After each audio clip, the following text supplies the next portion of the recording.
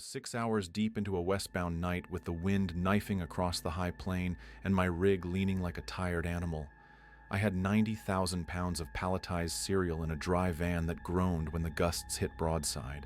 Channel 19 was mostly static, with the occasional warning about black ice laid down like glass between Rawlins and the Elk Mountain exit.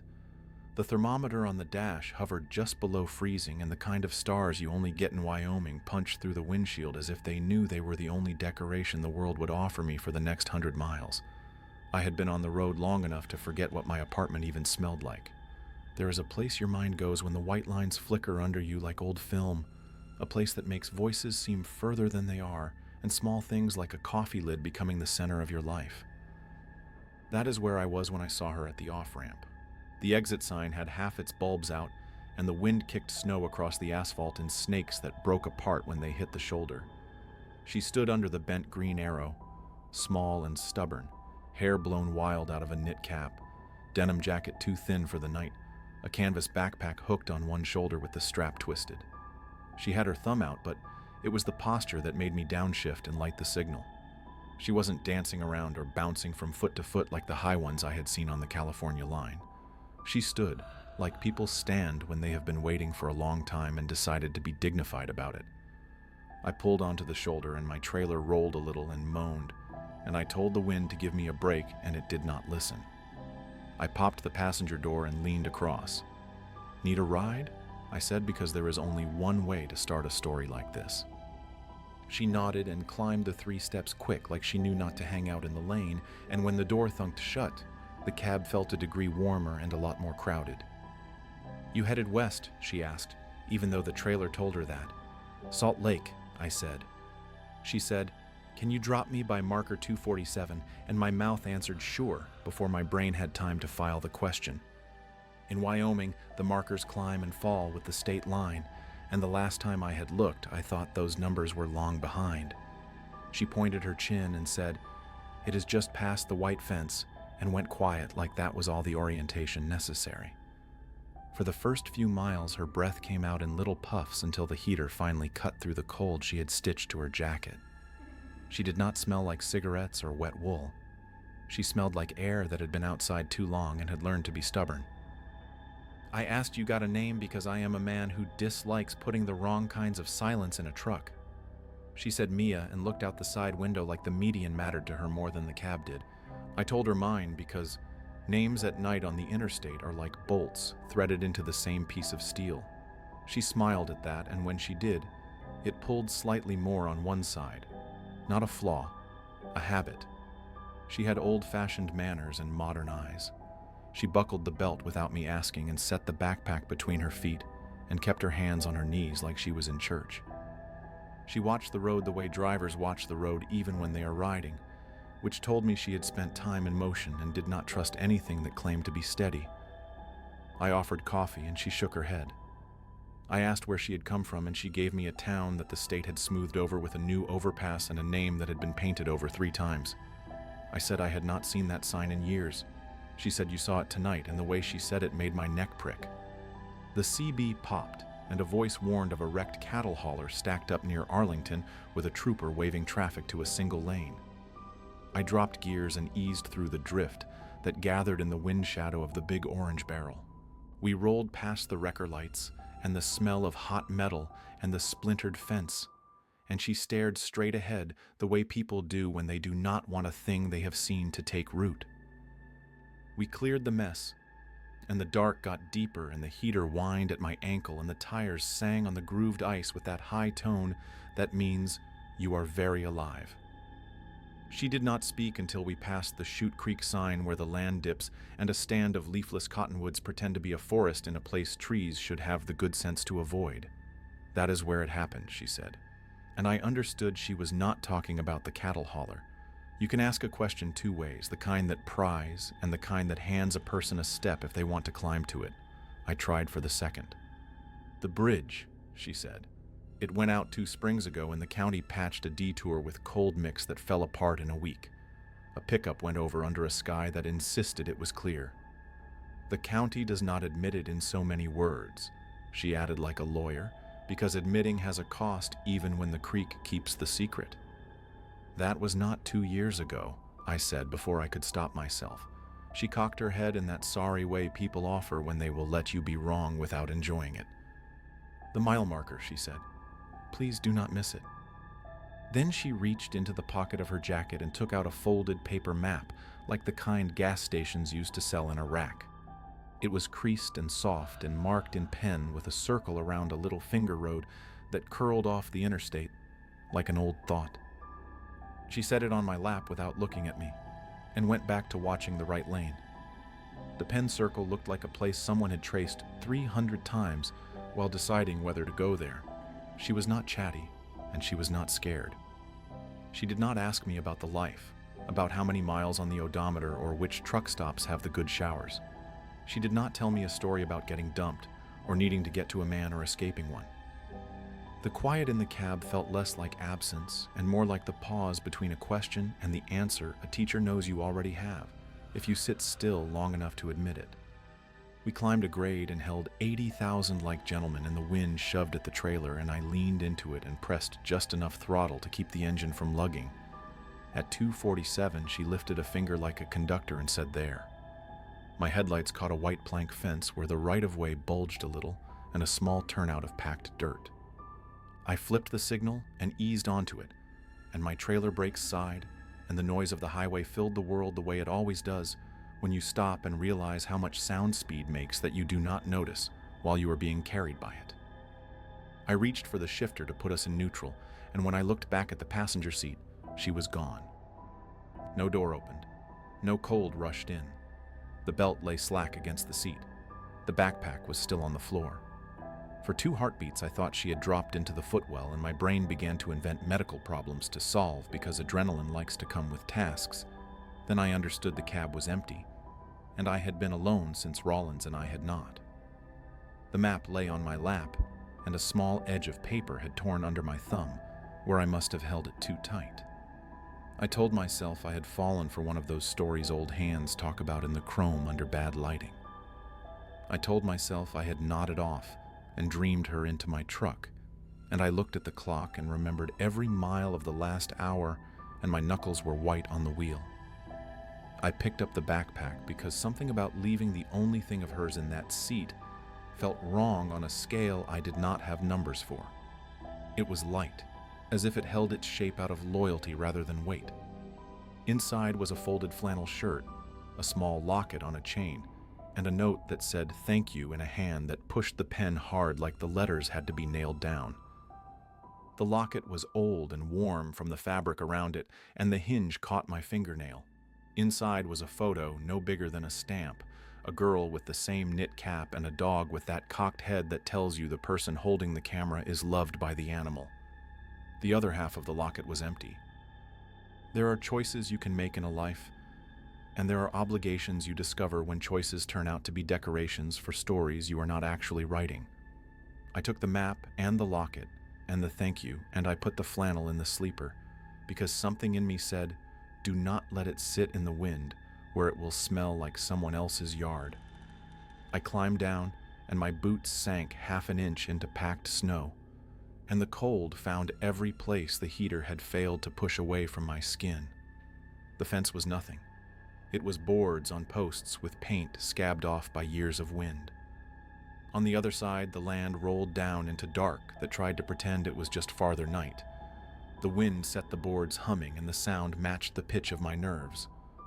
Off to the right, where the old road must have gone when local traffic wanted to pretend the interstate had not stolen its center, there was a low place where the snow looked different, not drifted, fallen gentler, as if there was nothing underneath it to catch. I shined my flashlight at that low place, and the beam went dull like a hand over a mouth. A shape under the snow suggested a broken edge. My heart threw one hard punch to my ribs that made me whisper an apology to anything listening for my sudden belief in it. Back in the cab, I sat with both hands on the wheel without turning the key and listened to the wind try windows that had nothing to offer it. There are plenty of stories out here, and most of them have been exaggerated and shaved down in exactly the wrong places by men who were drunk or lonely or both. There are few that come when you are sober and retired from both those excuses, doing your job and trying not to spook the new guy on the two-way with talk of the old grade that eats brakes. I was not drunk and I was not lonely, and I had a locket in my hand that did not belong to me. I started the engine, checked my mirrors the way I check them when I am the kind of driver who will not get fired for being the kind of driver who gets fired, and I pulled back onto the interstate with the map folded on the passenger seat like a consent form.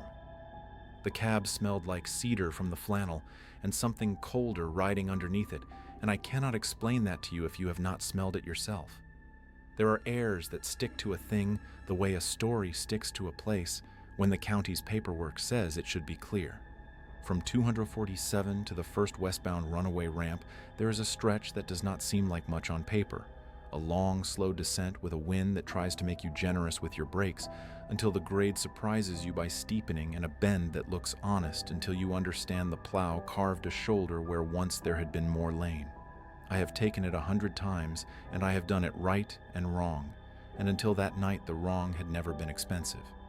The map had a finger trace from the marker to a little circle drawn in blue ink where someone had written, "Hold third gear," and then in smaller letters, "Trust me." I have trusted worse advice. I dropped to third. The engine wound up and the Jake brake started its growl, and the trailer wiggled just enough to remind me we were tall and not a toboggan, and the crosswind hit, and I held it and watched the mirrors and talked to the truck the way a man talks to an animal that has earned it. At the bend, the surface looked wet. It was not wet. It was a strip of glass laid down by a day of sun and a night of temperature that had decided to make men honest. My right foot twitched and my left hand tapped the shifter like a metronome, and if I had been in fourth and in a mood to ride the pedal, I would have learned the lesson that makes a name out of a ramp. The trailer slid 1 inch and came back, and my heart ran through all its names for love and hate at once. Then I saw the ramp. I had always thought of those sand-filled lanes as things for other drivers with heavier feet and lighter heads. That night it looked like a hand. The map's blue circle sat in my lap like a signature. The girl who had not ridden in my truck pointed again from the seat that was empty, and my tires found the pit. The world went to grainy noise under me, and the whole rig plowed up that hill like a bull getting tired, and I could feel the heat of friction through steel. When we topped and tilted and stopped, it was so quiet I realized I had not actually heard quiet in months.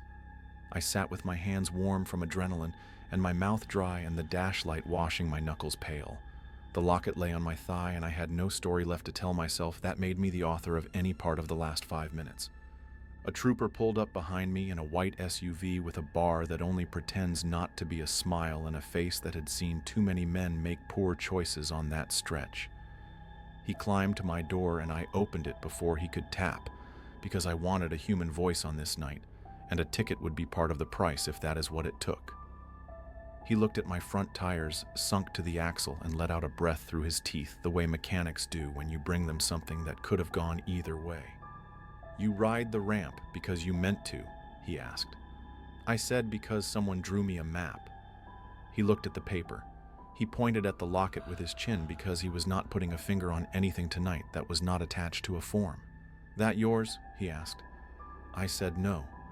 He nodded like I had told him that the sky was black. He said, "You know about the girl." I did not answer because there are ways to say yes that feel like a promise you are not ready to make.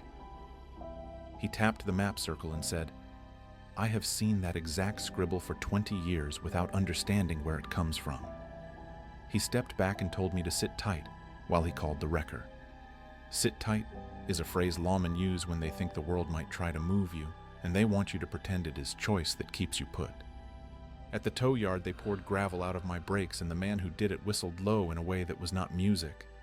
I got a room at the kind of motel that knows truckers by first names and pretends not to, and I showered until the mirror stopped looking like a film of someone else. The locket sat on the sink, and the girl and her dog looked up at me as if I had done my chores properly. I opened my phone and searched by the creek name in the county and the word accident, and found a photo of a cross made of old cedar with a name burned into it, and a small pile of stones at the base that people had left when they ran out of words to stack. The name matched the initials carved inside the locket hinge. The date did not match the girl's 20-something face in the picture. It was older. It belonged to a storm I was a child for. The article was short and careful. It mentioned flooding. It mentioned county crews. It did not mention blame. I did not sleep, and I did not try to, because some sleep makes you dead in the morning. In the bright of late morning, the stretch of road where I had been held up looked as ordinary as a parking lot after the fair leaves. Men in fluorescent vests tamped what needed tamping, and a wrecker carried someone else's mistake away, and the blue of the sky insisted things like last night belonged to myth. I drove to the mile marker and pulled onto the shoulder where the white fence buzzed gently and the land fell away into the old road's suggestion. I took the locket and the map and the thank you and the flannel, and I climbed the fence and walked down the gentle roll until the snow told the truth with its slant, and I stopped because my weight on the edge of a memory did not feel like a kindness. I tucked the locket chain through a crack in the uppermost board, and I weighted it with a small stone because the wind out here eats stories as readily as it tells them. I folded the map and slid it under the edge of a board, where the wood had thinned in a way someone who has lived in the same place for too long recognizes as tiredness. I kept the flannel because a thing that has warmed a body belongs to the living. When I climbed back over, the wind took a little of the careful out of my caution, and I dropped hard on my heel, and the earth answered with a hollow thump that sounded like a string you did not know your guitar had. I went on with my route. That is what you do. You take your miles and earn your money and deliver the cereal and pretend a kid in Boise needs breakfast more than you need explanation. But after that night, the interstate changed its face for me. The ramps looked like decisions, not engineering. The snow fences were sentences written by men who understood wind when most of us only feel it. At every big grade, I checked for an empty seat that was not empty. At the Wade and Clark scales, a kid on the CB joked about spooks in the ditch, and I did not laugh because the ditch seems like a mouth until you see it become one, and then you do not joke at mouths. At a Love's near Evanston, an old driver with a beard that had learned to be coffee-proof watched me hold the door for no one and asked if I had picked her up. I said I did not pick anyone up and my mouth was a liar. He nodded anyway and said she keeps a lot of us in the lane we are supposed to be in. He said a southbound jackknifed on the grade in 99, and a trooper found the driver walking uphill toward the ramp with his hands in front of him, like a man expecting to hit something, and the driver kept repeating thank you to a person who was not there. The old man's eyes were not spooky and not dramatic when he told me this. They were tired in the way that means a story has been carried long enough to be part of the spine.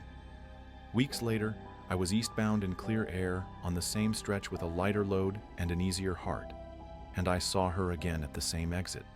There are nights when you should not change a thing that is working, and there are nights when you must pick up what is set down for you, because failure to do so makes you a person you will hate when the noise stops. I pulled over and opened the door, and she climbed in with a nod, like she had rode with me yesterday. She did not ask for 247 because we were pointed the other way. She said, "Do not take Ridgecut," and I almost laughed because that spur had been closed 5 winters ago. She said it anyway, and her voice had layers of warning that matched no map.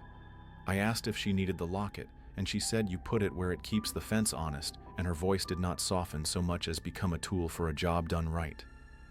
Then she did a thing that belongs to the young when they trust a little too soon. She closed her eyes. It was not a long rest. It was not a collapse.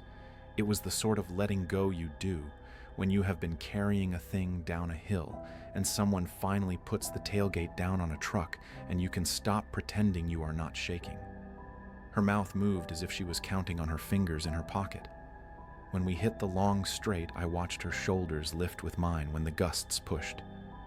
Just past the Sinclair overpass, she opened her eyes and said, "Exit here." It was not my exit. It had a small services sign that pretended to promise more than the little gas station could deliver.